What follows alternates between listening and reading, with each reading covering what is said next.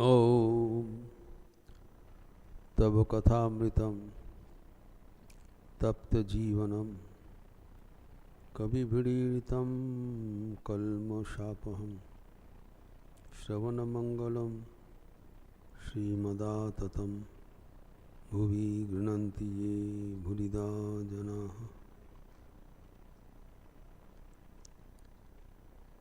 Let us resume our discussion on Sri Ramakrishna's spiritual discourses with his intimate devotees at Dakshineshwar temple premises on Sunday, the 22nd of February, 1885, being the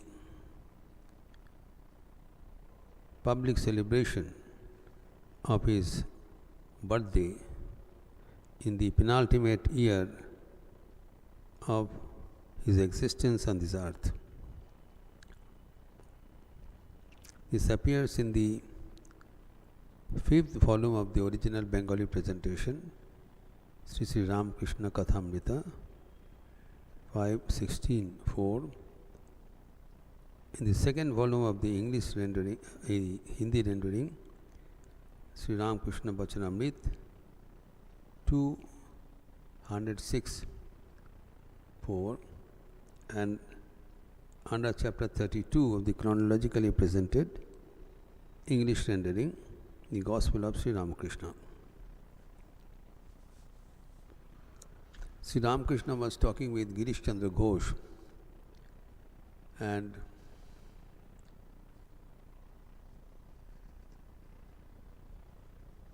Sri Ramakrishna has said one thing, that everything happens by the will of God.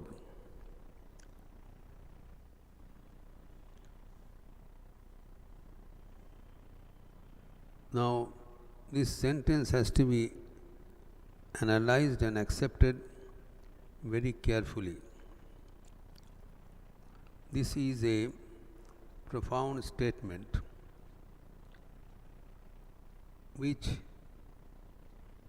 may elevate or deteriorate our spiritual life. Now, from the highest point of view, this is true, that nothing happens without the will of God.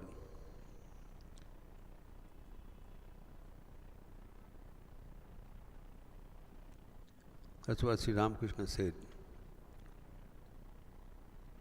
Now, on the one way, if you believe that nothing happens with the will of God, then the question comes, where is our role to play? If God is doing everything, we are just mere instruments in His hand, like robots, we have nothing to do. On the other hand,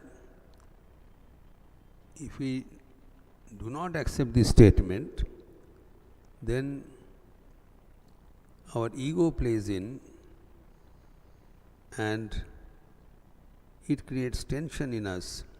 If I am the doer, then I have to take the responsibilities of the work and I have to reap the harvest, the fruits of action, and it is a sign of bondage.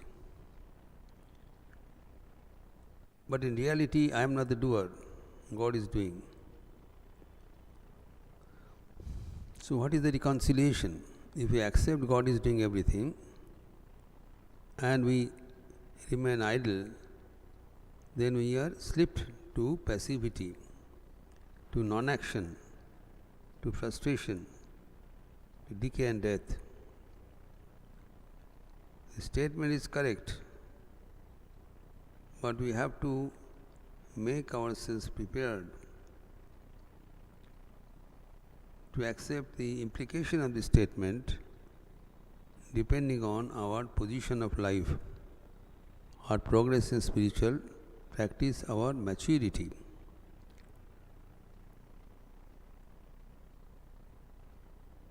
If this statement is practiced, this is practiced by two ways. One is we become completely inert and we degrade ourselves, or else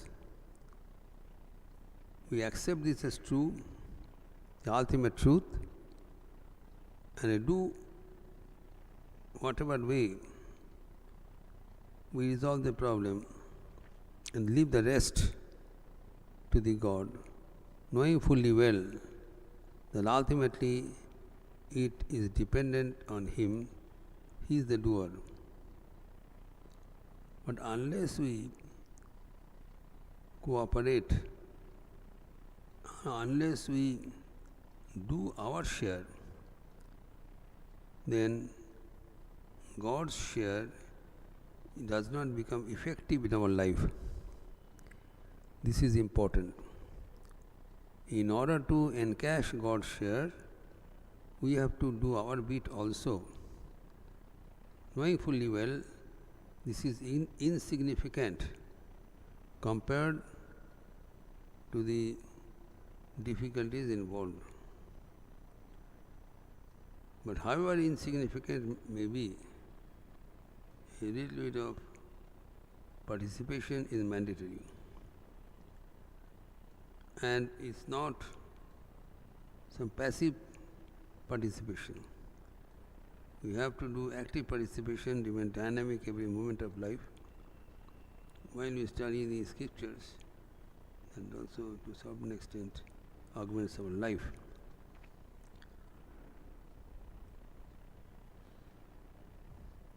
Now Girish Ghosh has interpreted this statement in a different way. Now he is saying that everything, he is quoting the statement of Sri Ramakrishna that everything depends on the will of the Master.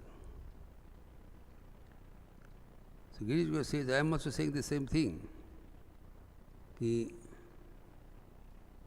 are saying that everything is done by the will of God, but I am saying everything is done by the will of Sri Ramakrishna. So that is possible only when we equate Sri Ramakrishna as God. Sri Ramakrishna said everything happens with the will of God. Girish Ghosh is saying everything happens with the will of Sri Ramakrishna. He is saying that because he thinks Sri Ramakrishna is no other than God Himself. Sri Ramakrishna now reconciles both the ideas, saying, this is our topic today, saying that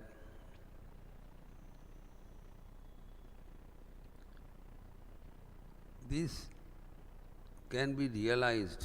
It's not a matter of discussion or debate. It can be realized by, to start with, the simple belief that God is residing within everybody's heart and He is guiding. And later on realizing that Sri Ramakrishna is no other than God, and His will is the final.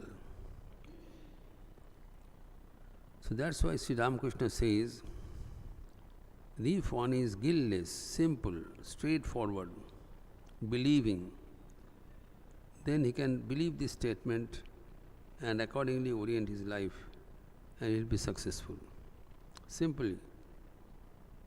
That was where we ended last week.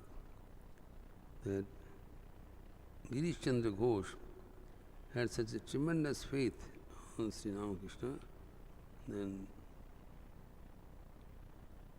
our confidence is hinged on this faith. Now Sri Ramakrishna is telling here that three types of people are unable to realize God. Number one, those who are crooked. Number two, those who are fastidious of purity. And third, those who are doubting mind. We are all aspiring to realize God, and one condition is put forward that we have to be straight and simple. That has to be imbibed. Now, when Sri Ramakrishna is saying that when a person approaches very close to the divine, so that has to be decided. So here the first thing Sri Ramakrishna said, which we discussed last week, that it is mandatory to become simple. Now, what is simplicity? Sri Ramakrishna has very conveniently made this point clear by saying that simple like a 5-year-old boy. We all spent our childhood in the past, and we also see the children around us. So the nature of the boy will dictate. The boy becomes a pure existence. Now the question may be asked that why this particular age is chosen. Now we have to understand that the example, the illustration is given for several reasons. When a child is in an infant stage, baby, then it is simple, but it's that intelligence has not grown, not developed. You cannot identify persons. So in the child of 5 years, he is a developed person. He can recognize people, he can talk, he can run and all that. So at this stage, if we test and find 1 or 2 cases, then we can orient our life accordingly. See, Sri Ramakrishna used to do that. He used to keep company of children of around that age. He says that I used to play with the sons of Ramlal, etc., when they were young, in order to imbibe their simplicity. When you play with children, you become children. So, and when you become a child, you are close to God. Sri Ramakrishna says, he who is simple is lying on the lap of God. God is so close. For realizing God, there are so many ways, so many tapas and elaborate procedures, reading. Nothing is necessary. A child simply weeps for its mother. Similarly, if we take this simplest method, that our Mother of the Universe is always there. So like it's the simplest, that simplicity. Now the second point is that one should not be fastidious about purity.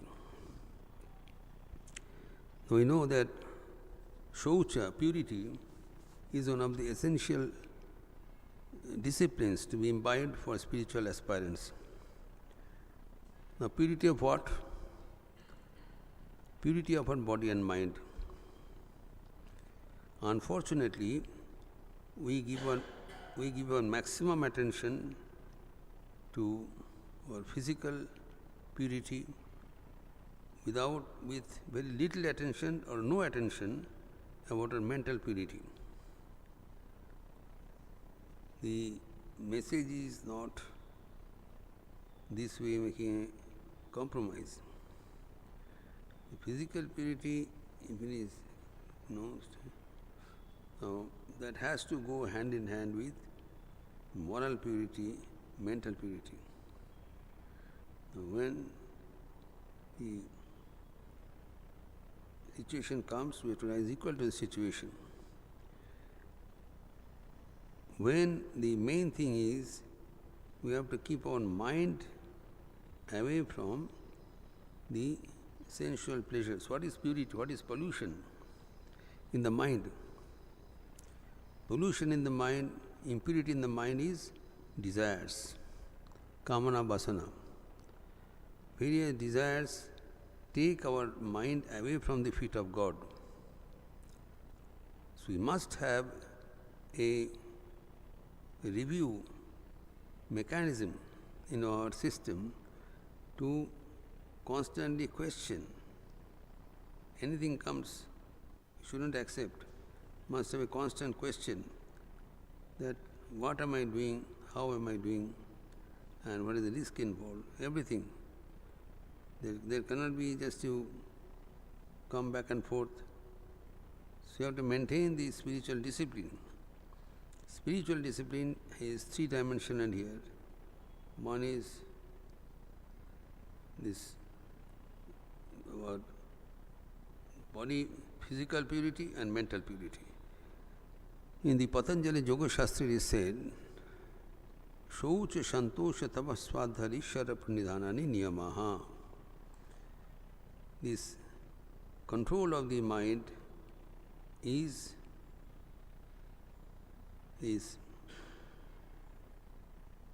first this Dhamma. We need Shama Dhamma, Titiksha Upariti. These are all the yoga system of Patanjali. So first he says, Ahimsa Satyastena Brahmacharya Aparigraha Jamaha. These are the disciplines, physical disciplines to make our mind oriented towards God. Non-injury, truthfulness, non-stealing, and maintaining this continence, be pure. So, then first this, and non-injury. Ahimsa, Satya, Astya, Brahmacharya, Aparigraha, Jama. And there is one more thing, non-receiving of any gift. Now, why non-receiving of any gift is prescribed? Because whenever we take anything from another person, then we become indebted. We take a load on our shoulder, spiritual load, for tackling this problem. So we have to be careful. This is the general discipline, and with this another 5 disciplines are given. Shocha, Santosha, Tapa, Swadha, Ishvara, Pranidhanani. Both are go hand in hand. Yama and Niyama. Shocha is ablutions, maintaining of physical purity. Santosha is contentment. Tapa is austerity. And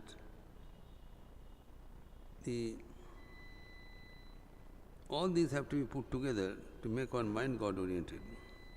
But here the system is that only physical purity we become concentrated, and we forget about the mental purity. And that becomes a perversion which is standing in the way of our reaching God. That's what pointed out by Sri Ramakrishna. It was succinctly told in Bhagavad Gita, so they do not have any joy, any pleasure, staying here, staying there, will never work. First of all, wherever we are, must make that place a congenial place, and we try our utmost to overcome all these shortfalls shortcomings. If we constantly think about physical purity, then the whole subject of purity becomes a farce. That is what we are seeing. The people usually concentrate, exhibit, then it becomes an exhibition, it becomes a signboard. Look how pure I am. But God is Antarjamin. God sees the heart. Purity means internally we should be pure. We must be, then be tyag, prem, vairagya, and Vishaya say, dudana. These are the things which makes our mind conditioned towards God. It makes the mind pure, makes the mind oriented for God. And thirdly, he says that you, not only it is that you should be simple, not only that you should be this coming, going, transcending this idea of this being a first about purity, but there should be that free from this doubting.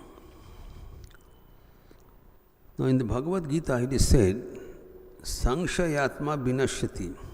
The person who's having a doubting mind, then he is perished, he cannot progress. It makes our mind cynic. It takes our being away from God. Sankshayatma and this untouchability, Suchi, are two different things. Sankshayatma means the person does not have any faith on anything. Now, everywhere in our Shastras, it has been pointed out that Shraddha, faith, is the very basic word of our social development. Faith in each other, faith in God. That is most important. Faith is most important, but what happens, for some reason or other, we lose faith. When we lose faith on ourselves, then we cannot proceed anymore. It's very aptly said, faith is the backbone of a person. If a person loses his backbone, then he cannot stand anymore. He is a bedridden person. As the backbone of a person dictates his healthy appearance. Similarly, the spiritual appearance of a person is dictated by whether he has such tiny, puny considerations. We are born here to see God. We are born here to interact with God. And that goal should be kept bright. We are not here to make this untouchable, make our body and mind pure, and then go in the astray. So we must fix our goal that God is to be realized in any way possible. Then there is most important is that Sankshaya must have faith and conviction that God is there, I am eternally connected with God, and whatever assignment has been given to me, I will discharge with my utmost capacity and offer both the work and the fruits at the feet of God. So that is most important, and it is not to be done just for a day and forget about it. It should be a routine affair so that our mind becomes conditioned. Our minds, those who are with us, they are constantly becoming agitated. The best way to condition the mind is to make the mind steady, make the mind pure, and make the mind free from any doubt. As soon as this conviction comes to us, then the rest of the journey is very easily accomplished. The conviction must be done till the conviction is arrived. There should not be lukewarm conviction. Today I believe, tomorrow I do not believe. Not like this. When you are convinced, then you stick to it. So, that conviction paves the way for our God realization. This conviction is most important in the Nachiketa. The Shraddha entered and he was not afraid even to meet the god of death. He went there, he got instructions, he received praises, and then he safely came back to his father's bungalow, his Nachiketa, his father's installation, and father could recognize him. Everything accomplished only by this tool of Shraddha. He had tremendous faith in himself. So he could face the Lord of Death. The Lord of Death has to propitiate him with boons. By that, he has become immortal. So here Sri Ramakrishna wants that his devotees are devoid of such shortcomings, so they should be straightforward, they should be honest.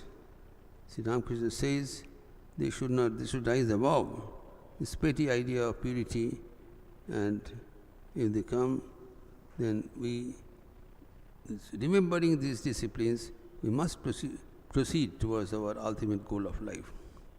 We continue further in our next Sunday class. Om Niranjanam Nityam Anantarupam Bhaktanukampa Dhrita Vigraham Vai Ishavataram Parameshamidhyam Tam Ramakrishnam Shirasa Namam. Om Shanti Shanti Shanti Harihi Om Tat Sat Sri Ramakrishna Arpanamastu. Let us close the program with the chanting of the Lord.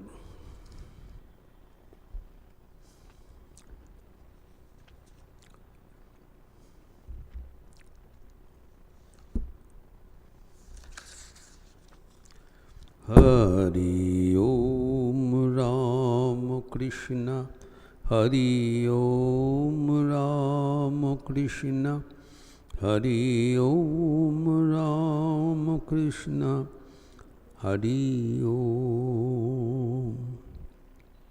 Hari Om Ramakrishna, Hari Om Ramakrishna, Hari Om Ramakrishna, Hari Om.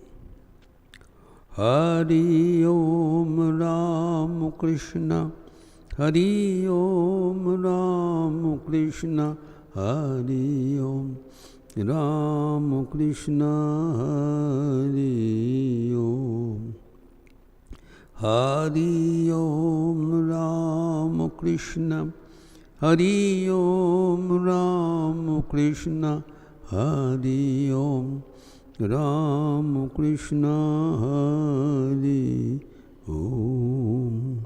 Hari Om Ramakrishna, Hari Om Ramakrishna, Hari Om Ramakrishna, Hari Om. Hari Om Ramakrishna, Hari Om Ramakrishna, Hari Om Ramakrishna, Hari Om. Hari Om Ramakrishna, Hari Om Ramakrishna, Hari Om Ramakrishna, Hari Om. Hari Om Ramakrishna, Hari Om Ramakrishna, Hari Om Ramakrishna, Hari Om. Hari Om Krishna, Hari Om, Hari Om Rama Krishna, Hari Om, Hari Om Rama Krishna, Hari Om Rama Krishna, Hari Om Rama Krishna, Hari Om.